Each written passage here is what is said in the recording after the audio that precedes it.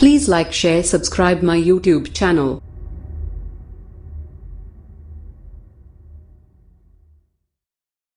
Hello friends and my dear students, आप सभी का स्वागत है आपके अपने YouTube channel techno master Abhishek में। सो गाइस, आज हम डिस्कस करेंगे चैप्टर 4 पार्ट्स 11। तो जैसा कि हमने पार्ट प्रोग्रामिंग चैप्टर स्टार्ट किया था, तो उसमें पार्ट 10 तक ऑलरेडी डिस्कस कर लिया है। आज हम पार्ट 11 डिस्कस करेंगे। तो ये आपका लास्ट टॉपिक है APT, that is APT automatic programming tool.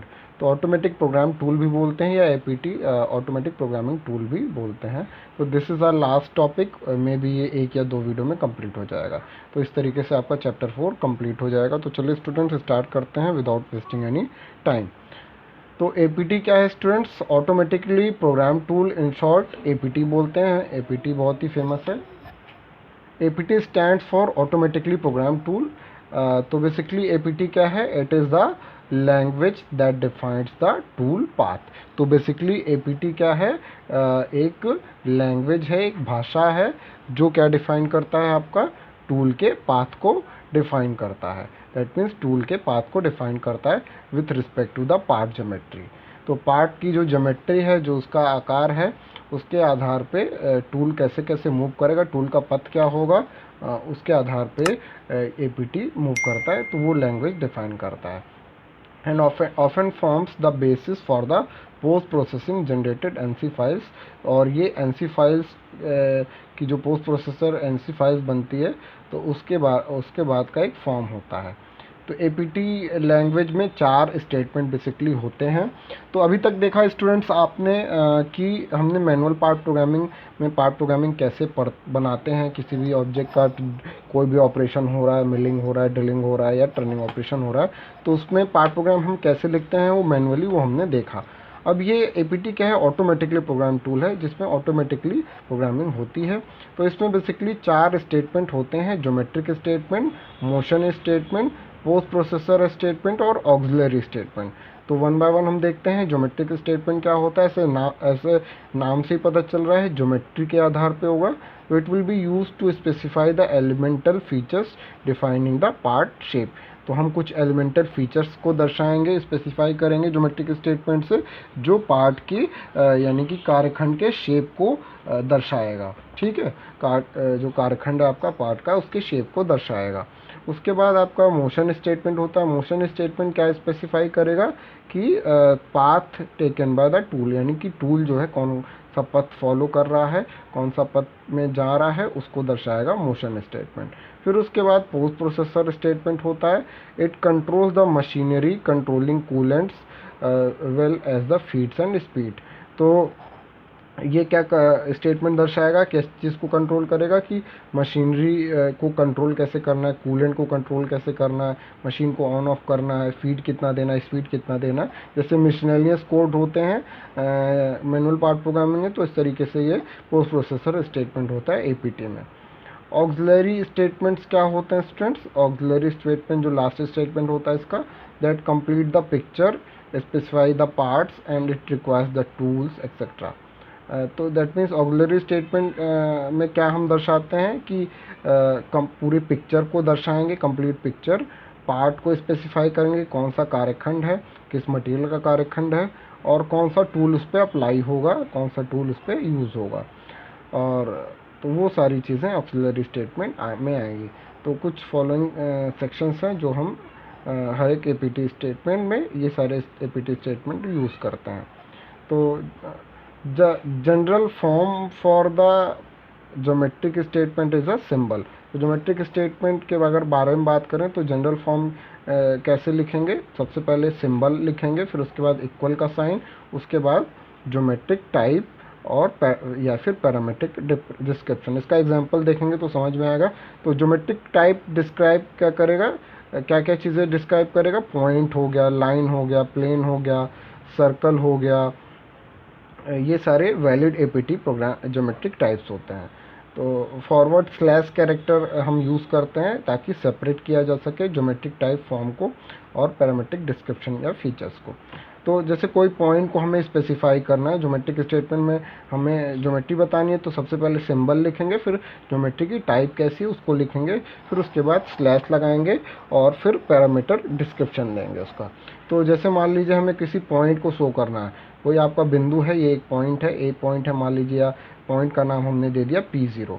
तो इस पॉइंट को दर्शाना है, पॉइंट को दर्शाना है, तो P0 ये लिखा हुआ है। तो ये मान लीजिए एक्स में 1 ऑरिजिन से 1.1 दूरी पे है, वाई में 1.2 पे और एक्स जेड में 1.3 पे। तो हम स्पेसिफाई कैसे करेंगे, सबसे पहले सिंबल लिखेंगे, तो सिंबल हमने P0 लिखा है, उसके बाद इक्वल का साइन, उसके बाद ज्योमेट्री कौन सी है, ये ज्योमेट्री पॉइंट है, तो पॉइंट लिखा है पूरा, फिर स्लैश कैरेक्टर लगाया है, फिर उसके बाद इसका जो पैरामीट्रिक डिस्क्रिप्शन है कहाँ पे है पॉइंट उसके बारे में लिखेंगे।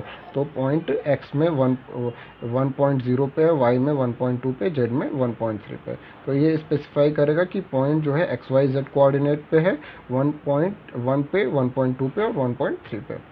अब मान लीजिए दूसरा तरीका कैसे है लिखना है पॉइंट को ही, तो P1 लिखा हमने, P1 लिखा और P1 एक सिंबल लगाया, उसके बाद इक्वल साइन लगाया, पॉइंट को दर्शाया। अब दूसरे तरीके से पॉइंट को दर्शा रहे हैं, तो ये क्या दर्शाएगा कि जो पॉइंट है इंटरसेक्शन है दो लाइन का। मान लीजिए एक दो लाइन जा रही है आपकी, ये, और इस पॉइंट को हमें दर्शाना है। इस लाइन का नाम L1 हो गया, दूसरी लाइन का नाम L2 है, ठीक है। तो इन दोनों का जो इंटरसेक्शन पॉइंट है उसको हमें लिखना है ज्योमेट्रिक स्टेटमेंट में। कैसे लिखेंगे, P1 पॉइंट दर्शाया और उसके बाद फीचर लिखेंगे, तो इंटरसेक्शन को हम लिखेंगे इंट ऑफ। तो इंट ऑफ लिखा है, और किसका किसका इंट ऑफ है, यानी इंटरसेक्शन है दो लाइन का, L1 और L2 का, तो कॉमा लगा के लिख दिया है। तो इस तरीके से हम दर्शाएंगे, तो ये दर्शाएगा कि L1 L2 का इंटरसेक्शन पॉइंट P1 है। उसके बाद हम मान लीजिए और भी तरीका है पॉइंट को लिखने का, P2 लिख रहे हैं, point Y large int of L3 and C1। ये क्या स्पेसिफाई करेगा, it is the point at the intersection of L3 and circle at a Y position. तो मान लीजिए कोई सर्कल है, ठीक है, उस पर एक लाइन जा रही है, ठीक है, तो उस पर लाइन जा रही है, उसका एक पॉइंट ये है, तो इंटरसेक्शन पॉइंट ये मान लिया। तो सर्कल और लाइन के बीच में जो पॉइंट है इंटरसेक्शन पॉइंट, उसको दर्शा रहे हैं, और कितनी दूरी पे है ये, वाई पोजीशन पे है सेंटर से, ठीक है। तो मान लीजिए ये आपका सेंटर है, समथिंग लाइक दिस, या फिर हम ये कह सकते हैं ये इंटरसेक्शन पॉइंट है और ये सेंटर है, ठीक है। तो इस पॉइंट को निकालना है, तो ये कितनी दूरी पे है, वाई से इतनी दूरी पे है, तो सेंटर से इतनी दूरी पे, यानी ये डिस्टेंस वाई में। तो ये कैसे लिखेंगे हम, point Y large comma int of, यानी intersection of L3 and C1। तो लाइन का नाम L3 हो गया, C1 इज सर्कल। तो इस तरीके से हम लिखेंगे।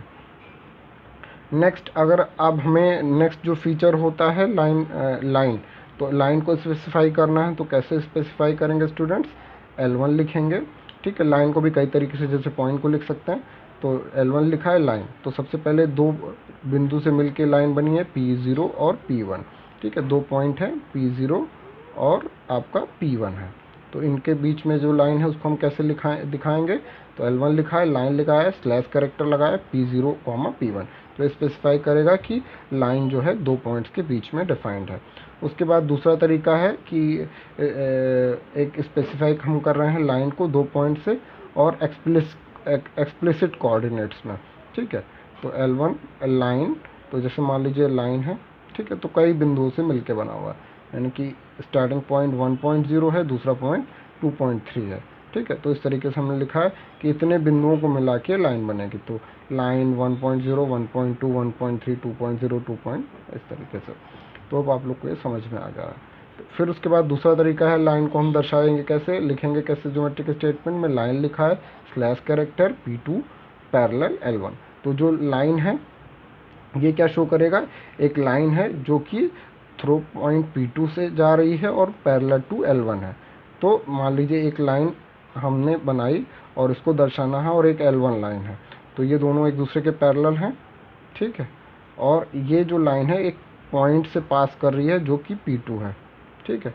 तो हम इसको कैसे दर्शाएंगे, L2 बराबर line P2 lies slash character P2, और पैरेलल किसके है, L1 के है, तो L1 के पैरेलल हो गए। तो इस तरीके से हम दर्शाएंगे। L3 लाइन को शो कर रहे हैं, L3 उसको सिंबल लिखा है, फिर line slash P1 right tangent to C1। तो कोई सर्कल से टेंजेंट है, मान लीजिए एक स्पेसिफाई कर रहे हैं हम लाइन, एक सर्कल है आपका और वो एक लाइन पॉइंट P1 से जा रही है और C1 से टेंजेंट है on to the right side of the centre point. ये सेंटर पॉइंट है, सेंटर पॉइंट के राइट साइड, तो राइट साइड मान लीजिए इधर है या इस साइड मान सकते हैं ऐसे भी। तो इस लाइन को हम शो लिखना है हमें, तो कैसे लिखेंगे, लाइन P1, ये लाइन पास कर किससे कर रही है, P1 पॉइंट से, मान लीजिए P1 पॉइंट से पास कर रही है, ठीक है। और इसको हम कैसे दर्शाएंगे, लाइन स्लैश P1 और राइट साइड है टेंजेंट टू C1, सर्कल के टेंजेंट है और साथ ही साथ सेंटर के राइट साइड है, ठीक है। तो इस तरीके से हम दर्शाएंगे। L4 दूसरा तरीका है लाइन दर्शाने का। एक लाइन है जो P1 पॉइंट से पास कर रही है और 45 डिग्री पे है L1 से, ठीक है। मान लीजिए ये एक L1 लाइन हो गई, ठीक है, और दूसरी लाइन जिसे हमें दर्शाना है वो L1 से 45 डिग्री पे, 45 डिग्री पे।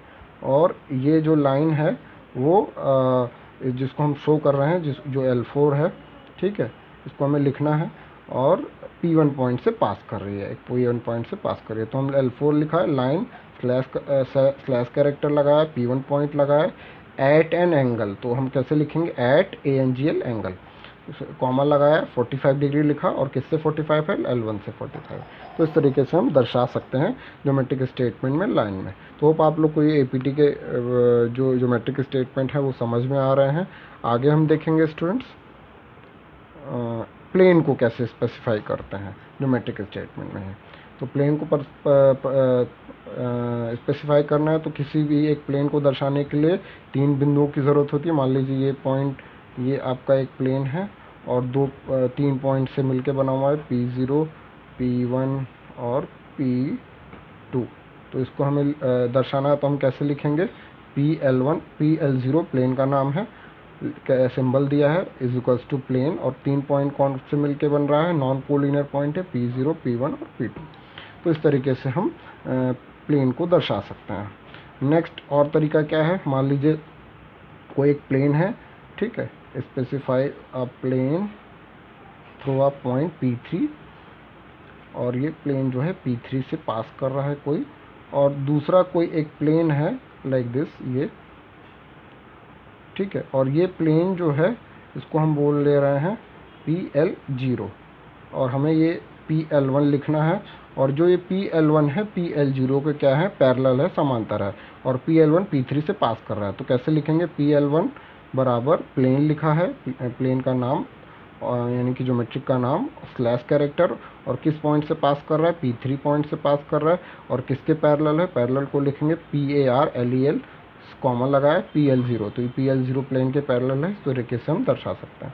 इस तरीके से 2 तरीके से हम प्लेन को दर्शा सकते हैं। और दूसरा जो ज्योमेट्रिक होता है, सर्कल को स्पेसिफाई करना है, तो सर्कल को स्पेसिफाई करने के लिए मान लीजिए हमने लिखा C0 circle slash character centre P0 radius 1.0। तो ये क्या स्पेसिफाई कर रहा है, एक सर्कल है जिसका रेडियस कितना है, 1.0 है, और सेंटर पॉइंट कितना है, P0 है। तो सेंटर P0 रेडियस 1.0। तो इस तरीके से हमने इस सर्कल को दिखाया है APT यानी कि ऑटोमेटिक प्रोग्रामिंग लैंग्वेज में। तो होप आप लोग के ज्योमेट्रिक स्टेटमेंट सारे क्लियर हो गए होंगे। नेक्स्ट वीडियो में स्टूडेंट्स हम ये एग्जांपल देखेंगे कि APT प्रोग्रामिंग कैसे लिखी जाती है, कैसे ऑटोमेटिकली आती है। तो आज की वीडियो के लिए इतना ही, अदरवाइज वीडियो लेंदी हो जाएगी स्टूडेंट्स। तो होप आप लोग को APT के बेसिक्स समझ में आ गए होंगे। और नेक्स्ट जो वीडियो होगा that will be last video of this chapter, फिर उसके बाद हम नया चैप्टर स्टार्ट करेंगे। तो स्टूडेंट्स होप आप लोग को समझ में आया है। वीडियो पसंद आई है तो लाइक शेयर सब्सक्राइब करना ना भूलें, साथ ही साथ बेल आइकन को प्रेस करें, और घरों पे रहें, पढ़ाई करते रहें, सुरक्षित रहें।